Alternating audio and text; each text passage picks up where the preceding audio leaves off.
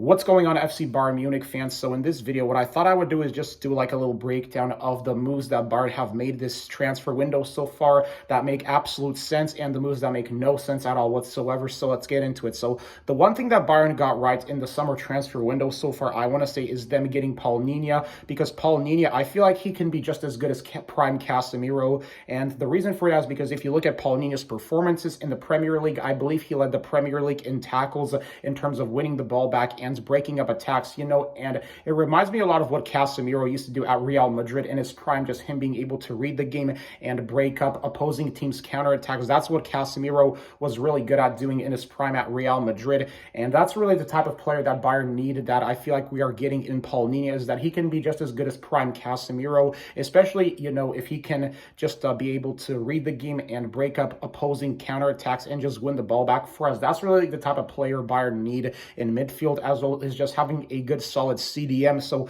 with us having a CDM in Paul Nina, I think it's going to really pay off its dividends in this year's Bundesliga season, especially in terms of the Champions League, and seeing if Bayern can make it to another Champions League final with Thomas Müller and with Manuel Neuer, because I still find it hard to believe that we didn't make it to the Champions League final this past year, because this was our best opportunity. And of course, Bayern, we produced one of the worst choke jobs in Champions League knockout history by conceding 2 late goals against Real Madrid because Neuer just forgot how to handle the ball, and that just completely changed the whole momentum of the game. So it's just that type of BS you got to deal with as a Bayern fan in the Champions League, and we really should have made it to the Champions League final, obviously. Like, I still can't believe we didn't make it to the Champions League final. I still got to love for Neuer, because especially after what he did at Bayern, but that performance from him against Real Madrid was absolutely shocking in the last, minutes of the game and all that stuff, especially like when he just gifted Real Madrid that equalizer, and then Real Madrid just, looked like a team that was rejuvenated from that moment on, because, Bayern,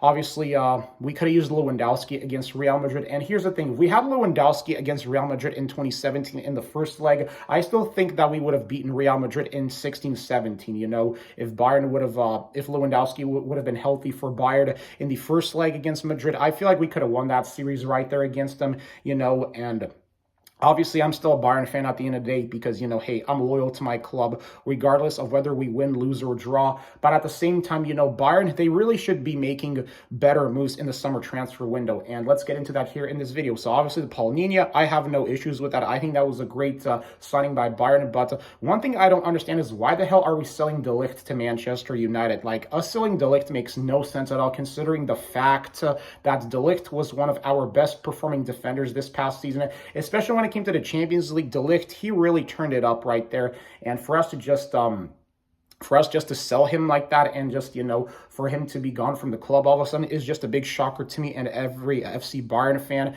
because I am not really a fan of this move of us selling Matthijs de Ligt. We should keep him. Selling him is absolutely stupid and makes no sense at all. So a really terrible decision making by Bayern right there in selling de Ligt. And also, why are we loaning Coman out to Arsenal? That's another thing I want to get into here in this video, because Coman, obviously, he's a way better performer than Gnabry, and if there is one player we should loan out, it would have to be Gnabry, because Gnabry, I honestly don't know what happened to Gnabry after 1920, because it seems like that after 2020, Gnabry, he hasn't been the same player for Bayern Munich as he was in, 1920, when he had that really incredible Champions League run. And it just seems like right now that with Gnabry's performances, they have been really inconsistent at the club, and Coman, he's a way more consistent performer. So this is why it makes absolute sense for us to loan out Gnabry to Arsenal, considering that he was also part of Arsenal's, I believe, youth academy at one point. So, if there's one player we should loan out, it would have to be Gnabry, not Coman. We should keep Coman. Why are we loaning Coman out? That's another thing that absolutely makes no sense to me at all whatsoever,